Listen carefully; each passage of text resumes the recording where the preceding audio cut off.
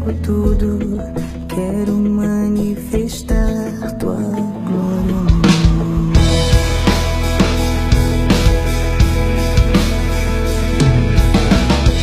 Para o bem das nações, queima teu fogo em mim, acende a chama em minha alma e faz o mundo ver. Para o bem das nações, queima teu fogo em mim.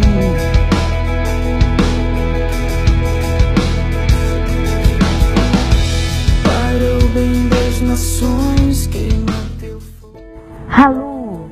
Estamos em um dos lugares mais importantes do mundo. Estamos em Herhuta, sob as vistas do Senhor. Queremos apresentar a você a história do avivamento moraviano. Como aconteceu? É o que nós vamos descobrir nesse lugar.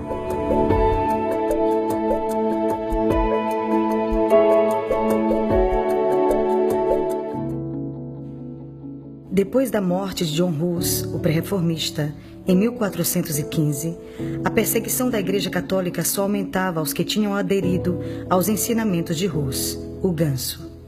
Em toda a Boêmia e Morávia, atual República Tcheca, via-se o terror da Inquisição. Muitos cristãos reformistas foram mortos. Eram dias de terror. Mas era tarde demais para conter a verdade. Conhecereis a verdade, e a verdade vos libertará. João 8,32.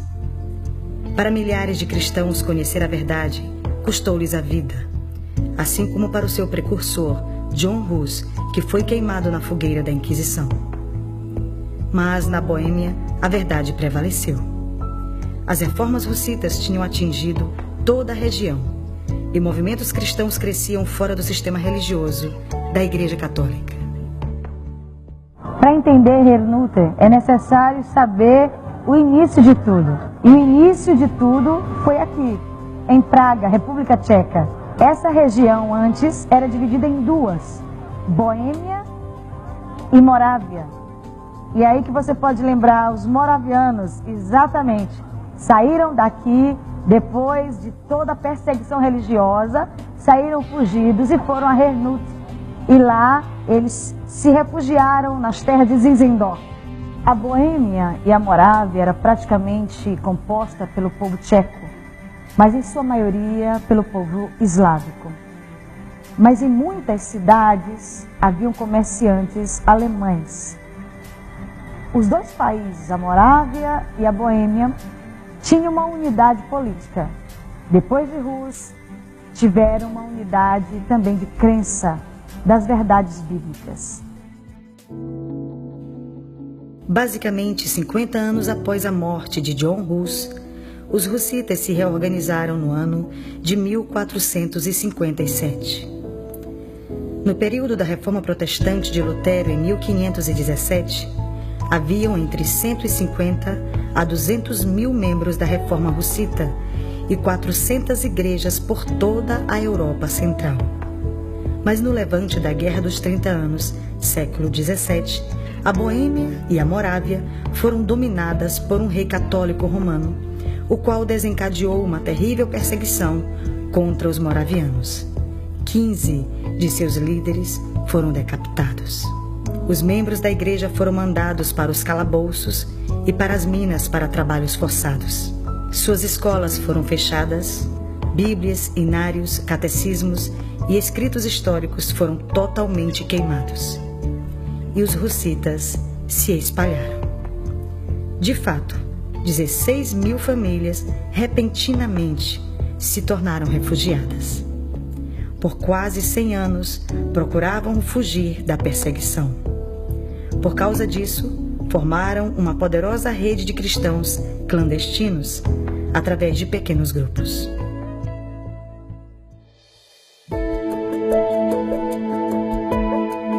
Apesar de toda a perseguição, a Igreja Morávia e a Igreja Boêmia não paravam de crescer.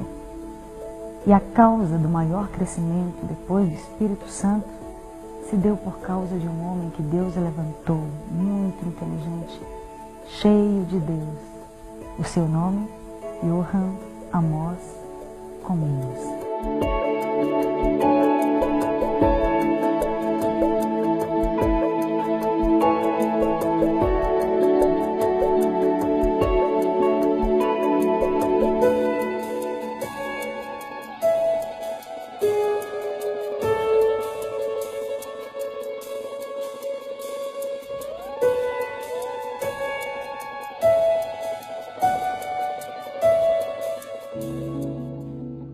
educador, cientista e escritor tcheco. Como pedagogo, é considerado fundador da didática moderna, criador das revistas em quadrinhos. Foi um inovador e um dos primeiros defensores da universalidade da educação, conceito que defende em seu livro Didática Magna. Apoiava o acesso das crianças pobres e das mulheres à escola. Era seguidor do pré-reformista boêmio John Hus. Comênios era órfão de pai e mãe e perdeu todos os irmãos. Foi criado por uma família morávia sem carinho. Teve uma educação comum e rígida. Terminou seus estudos de astronomia e matemática em Heidelberg, na Alemanha. Aos 26 anos, foi ordenado pastor da Igreja dos Morávios em 1616. Mudou para Fulneck, capital da Morávia, onde se casou e teve filhos. Mas na Guerra dos 30 Anos, ele perdeu a esposa e 2 filhos numa epidemia, e todos os seus livros escritos foram destruídos. Foi o último bispo da Igreja Russita e tornou-se um fugitivo religioso. Refugiou-se na Polônia, em Leszno, e voltou às atividades pastorais e educacionais. Sua fama como cientista crescia por toda a Europa pelos seus escritos. Comênios morreu famoso e prestigiado em 1670 em Amsterdã. Em 1956, a Unesco decidiu publicar todas as suas obras e apontou suas ideias como inspiração para a fundação dessa instituição. Deus usa seres humanos. Deus usou Zinzendorf. Se ele não tivesse se colocado na posição de Deus, a história dos moravianos não teria acontecido como de fato aconteceu.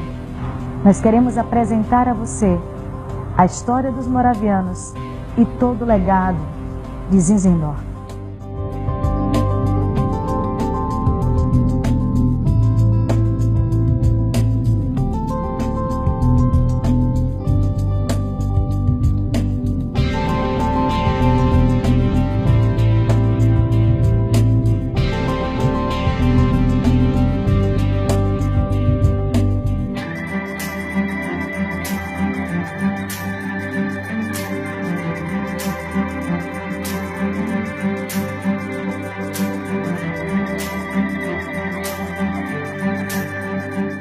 Zinzendorf amava profundamente o Senhor Jesus. Ele tinha um ardor no seu coração que era um alvo: pregar o Evangelho aos seus conterrâneos. O desejo e propósito dele era consagrar sua vida à pregação do Evangelho.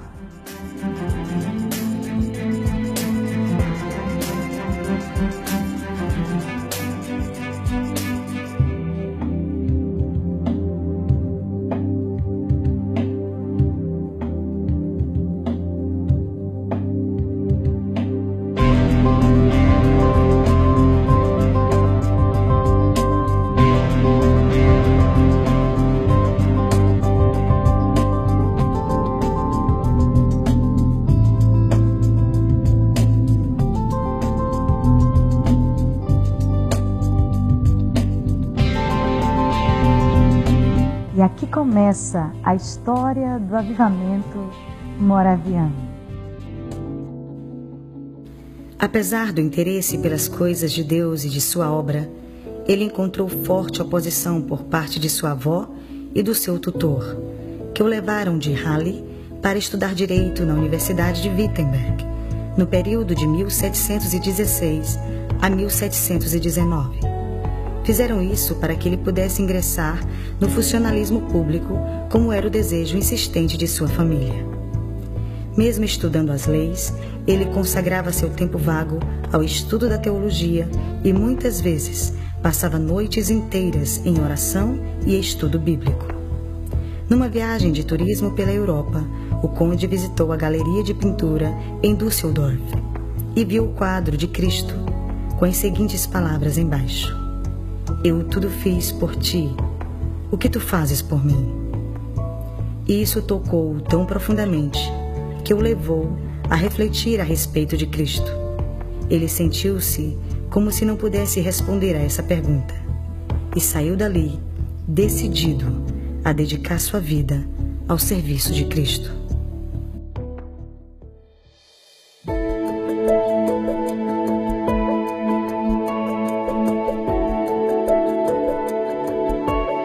Em 1722, partiram da Morávia liderados por Christian David.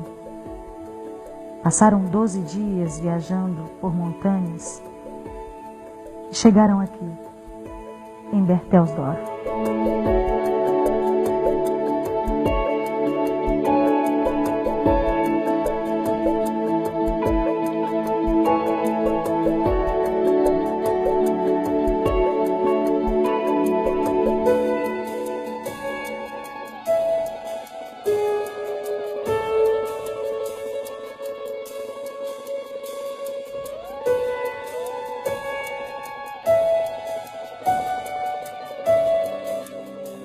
Bem-vindos a Berthelsdorf.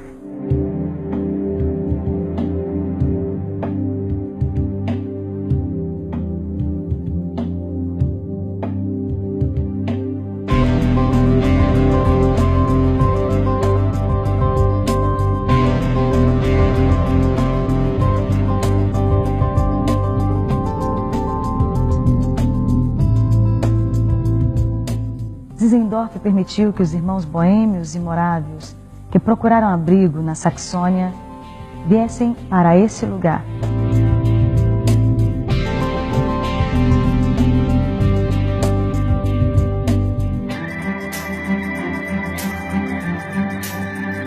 O conde Zinzendorf morava com a sua família aqui. Ao chegar na fazenda de Zinzendorf, o administrador conduziu-os com muito amor e carinho às colinas da fazenda. Um lugar chamado Rutberg, que era montanha de vigia, onde o proprietário da fazenda olhava o gado. E exatamente ali naquele lugar, eles disseram: aqui o Senhor vai nos vigiar. Então aquele lugar foi onde tudo começou.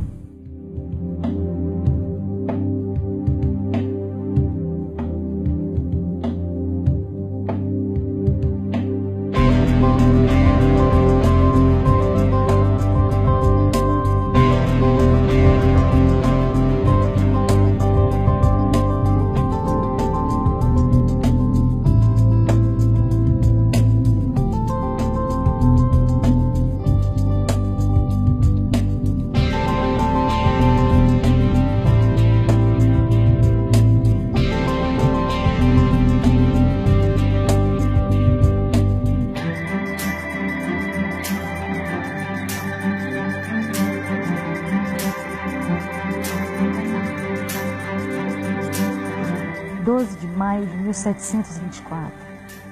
A igreja nasce depois de acertos de convivência, respeito e amor ao próximo. A igreja em Herrhut, a partir da reconciliação entre eles, começa a ter um alvo de vida: viver em santidade.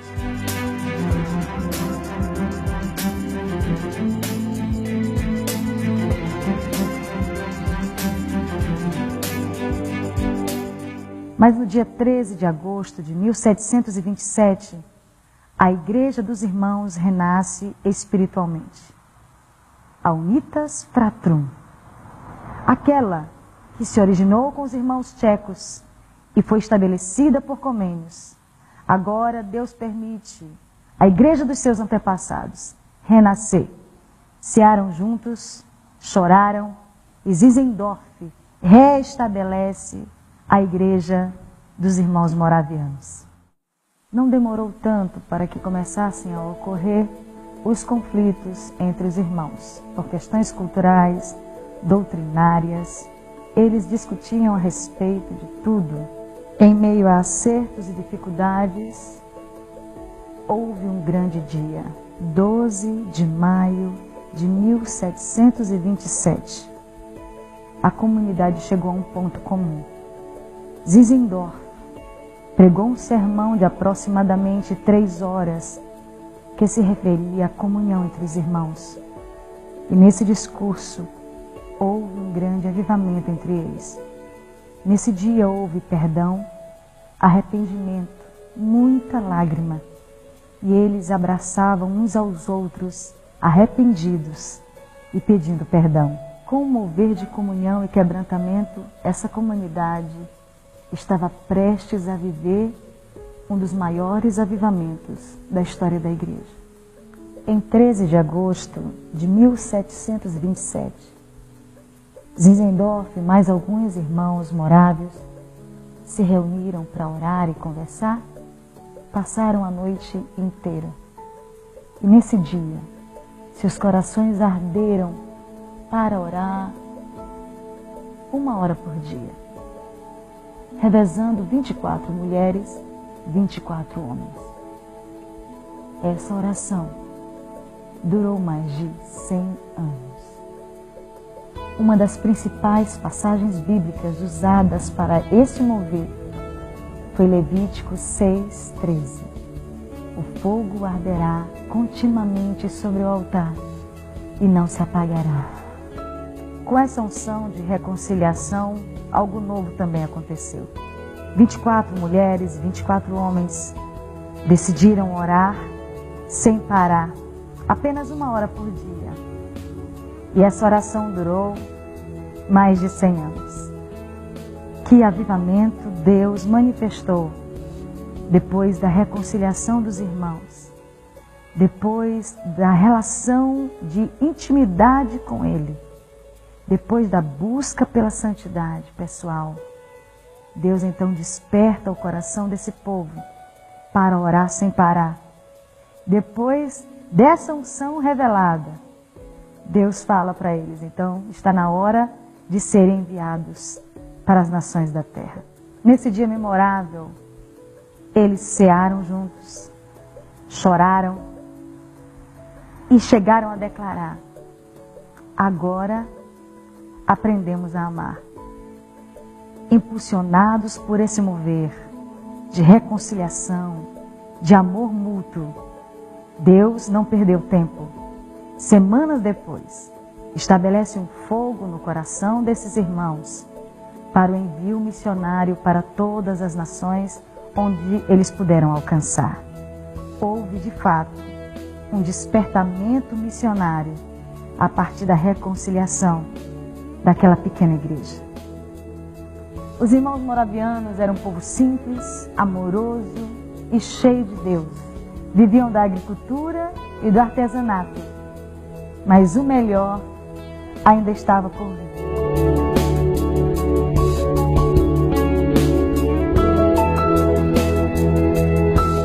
Todo esse envolvimento do Espírito Santo com essa comunidade tinha um alvo: o envio missionário que alcançasse muitas nações da terra.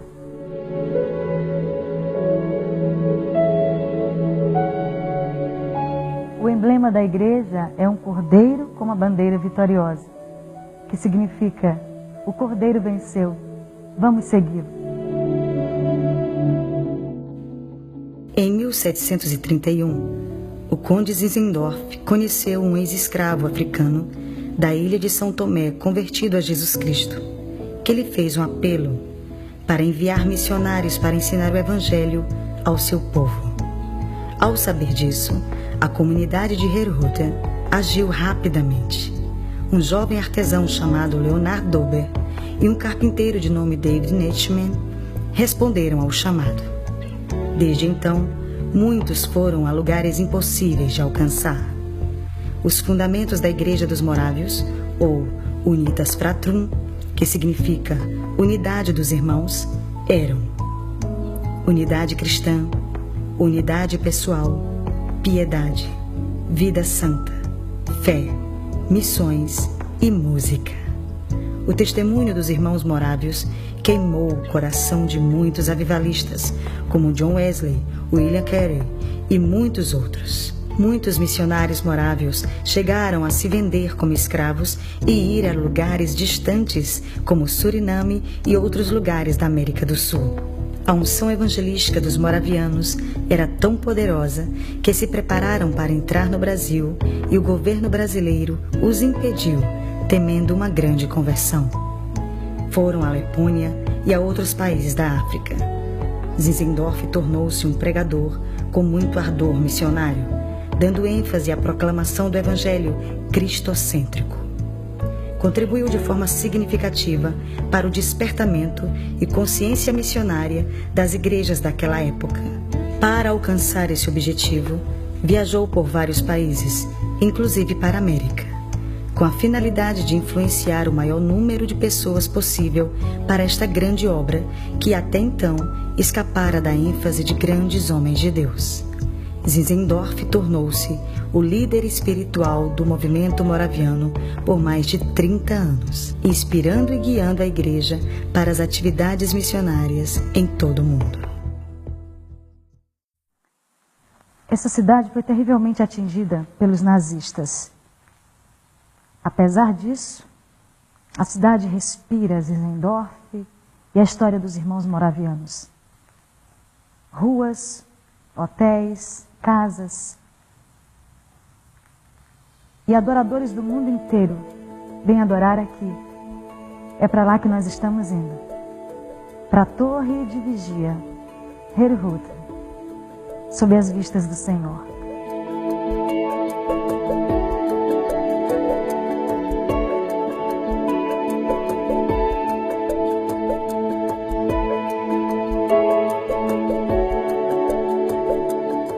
Ao chegar, o administrador da fazenda tratou-os com muito carinho. Eles foram trazidos para o lugar alto de toda a propriedade de Zinzendorf. Exatamente aqui, Herrhute, debaixo das vistas do Senhor. Eles sentiam isso diariamente.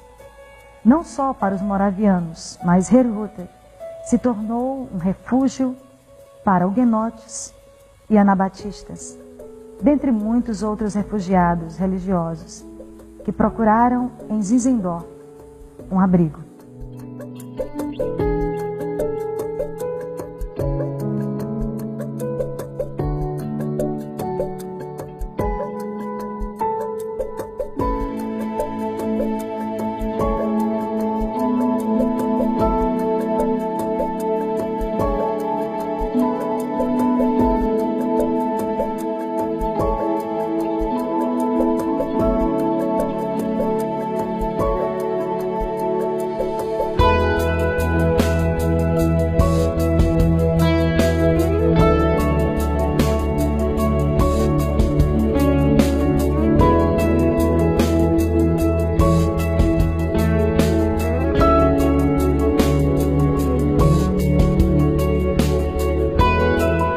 Estamos na torre de vigia da cidade de Herrhute, na Alemanha. E esse lugar é um lugar extremamente importante e é um sinal de Deus para as nações da terra. Apocalipse 4:1 fala de João, que viu uma porta aberta no céu e ele em espírito entrou por ela em arrebatamento e viu o céu, viu o futuro e escreveu Apocalipse.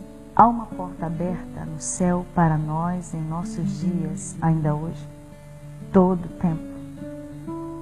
A cidade de Herrhute experimentou um avivamento de uma porta aberta aproximadamente um século.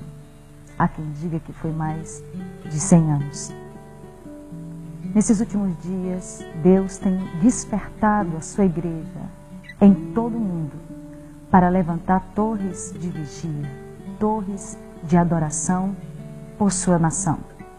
Qual é a importância que uma torre de adoração tem? Cada nação possui uma porta aberta no céu. Quem está na torre de vigia da tua nação?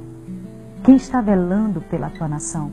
Aqui em Herrhute, mais de um século, o povo de Deus estava velando na porta da sua nação. O avivamento que surgiu daqui, depois da oração dos irmãos moravianos, gerou um impacto tão forte a nível missionário, que o que aconteceu aqui em 20 anos, em 200 anos, ainda não foi alcançado. Eles enviaram missionários para todas as nações aonde puderam alcançar.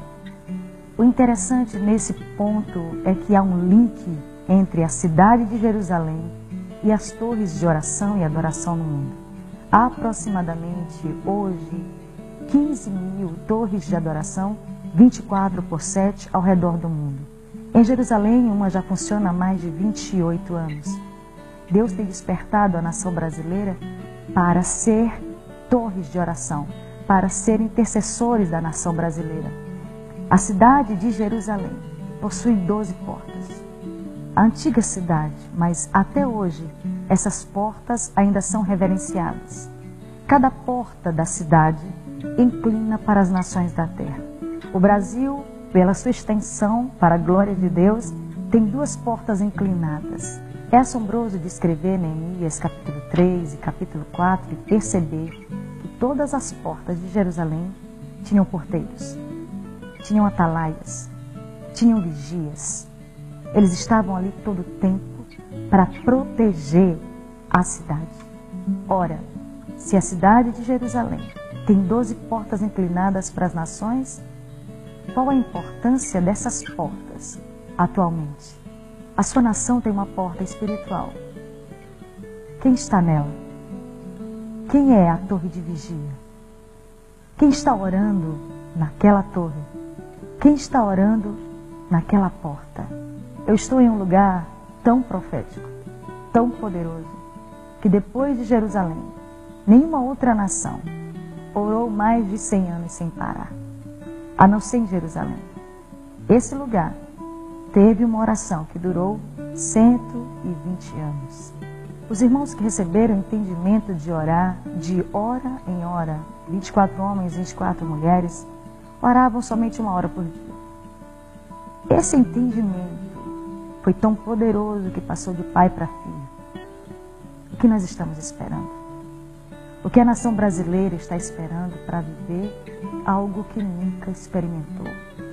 Eu quero declarar algo para você. O avivamento só virá quando nós buscarmos de fato. E não há busca sem oração. Não há busca sem intercessão. Não adianta nós dançarmos, cantarmos, ora vem Senhor Jesus, se os nossos joelhos não se dobram. Eu quero convidar você a se mover no nível espiritual.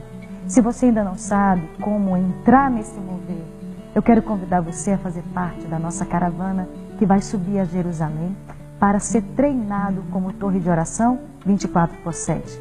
Quero convidar você a fazer parte da unção profética que durará para sempre. A unção de adoração 24/7. Assim na terra como no céu. O que Deus está fazendo agora, o que está acontecendo agora na eternidade, deve estar acontecendo agora, aqui onde você está, aí onde você está. Nós estamos em um lugar onde o céu e a terra foram ligados através da adoração. Que o Espírito do Senhor visite a nação brasileira, concorde no coração dessa nação, que é necessário buscar a Deus sem cessar, para que o fogo nunca mais se apague. Em nome do Senhor Jesus, seja ministrado nessa hora por essa palavra e que haja um mover de Deus em tua vida e em teu coração, que queime até o retorno do Messias. Voltemos a orar, voltemos a buscar. Não nos desliguemos do Adonai, não nos desliguemos da sua presença. A sua presença é amiga, a sua presença é doce. Que nós tenhamos de novo tempo de busca e devoção. E nós fiquemos na torre de oração, na torre de vigília, intercedendo pela nossa nação, até que todos os principados e potestades sejam destruídos. E o nome do Senhor seja glorificado e haja, por fim, o maior envio missionário que o Brasil já experimentou. Aqui diretamente de Herhuta, eu quero ministrar sobre ti, Brasil, que haja de novo uma devoção, que voltemos a orar e logo em seguida um desejo de ir às nações da terra. Queima teu fogo em mim, Senhor. Queima teu fogo em mim. Shalom. I send a very special blessing from Herrnhut to the nation of Brazil, and I'm thankful for your investment in the kingdom of God. Herrnhut has been home to the Moravian brothers who came here to find asylum as they faced persecution in their home country. But it was here that the Holy Spirit touched them and launched them into the nations as far as Paramaribo, Suriname, North America, Labrador, Africa, Asia, Australia. And now Germany has become a target for missions. We desperately need your prayers, and we invite you in the Spirit to come and help us with the harvest that God has prepared here in Germany. Thank you for standing with us. Thank you for your commitment to the kingdom of God. And I bless you in the name of Jesus. Nós queremos convidar você a fazer parte dessa unção na nossa caravana A Viva Europa. Nós iremos a Wittenberg e a algumas outras cidades que fizeram parte da vida de Lutero e estaremos aqui conhecendo toda a história dos irmãos moravianos. Eu sei que assim como eu, você deseja conhecer, porque há muitas pessoas que amam a história do avivamento da igreja. Venha conosco, faça parte dessa unção.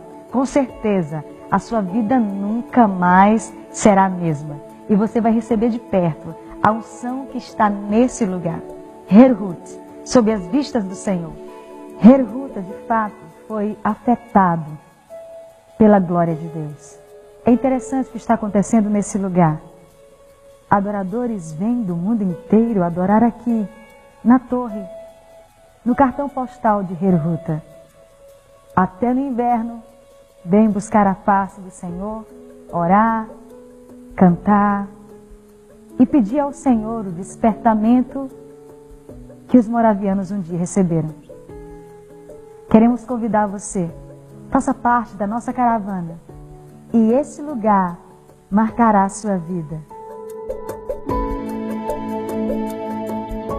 Nós queremos encerrar esse documentário aqui na Lavoura de Deus. Nós estamos no cemitério dos moravianos para os que voltaram. E esse é o túmulo de Zinzendorf. Gostaríamos de dizer a você que a obra missionária só terá fim quando o Messias voltar. Assim como Deus usou esse homem, Deus quer usar você.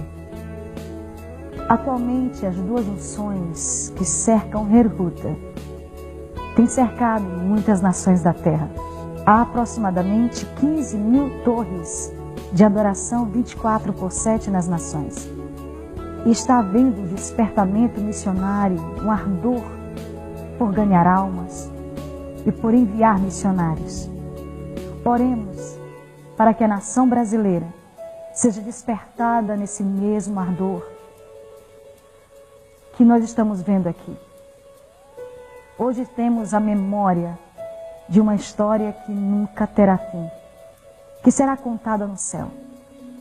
Nós profetizamos que a nação brasileira viverá um tempo onde os filhos dos filhos contarão.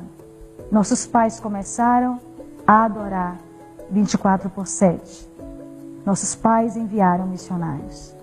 Que o Senhor te abençoe, Brasil, e levante em ti um clamor que dure para sempre e um amor que envie missionários para as nações. Tschüss!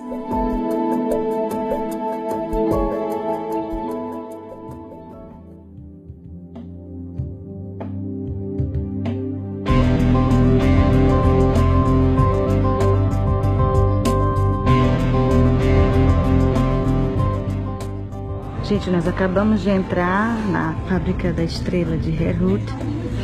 Olha só. Eles estão fabricando ali todo o tempo.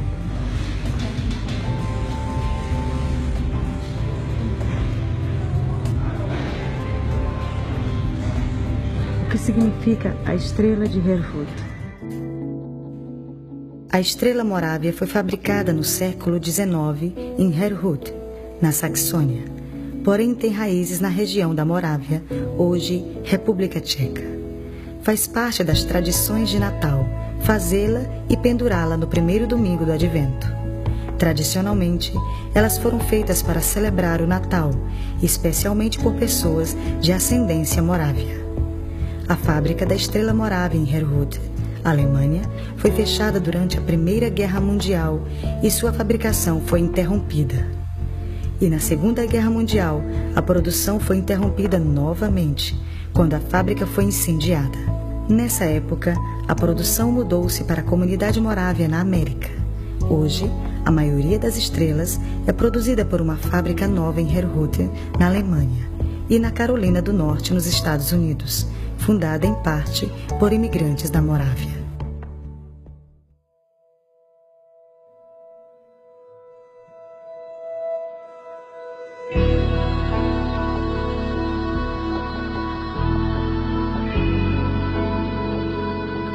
O lugar mais importante da Reforma Protestante é exatamente esse lugar.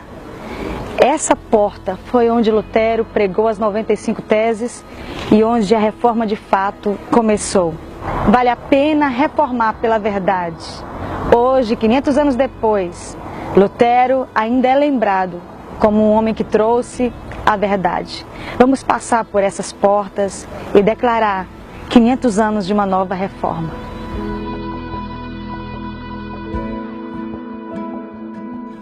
Nós estamos na igreja do Castelo de Wittenberg, onde Lutero pregou as 95 teses e estabeleceu a Reforma Protestante. Queria convidar você a fazer parte para comemorar os 500 anos da Reforma. Não perca a oportunidade. Inscreva-se já na nossa caravana da Rota dos 500 anos da Reforma Protestante. E você vai viver a maior aventura de toda a sua vida. Até mais. Tchau!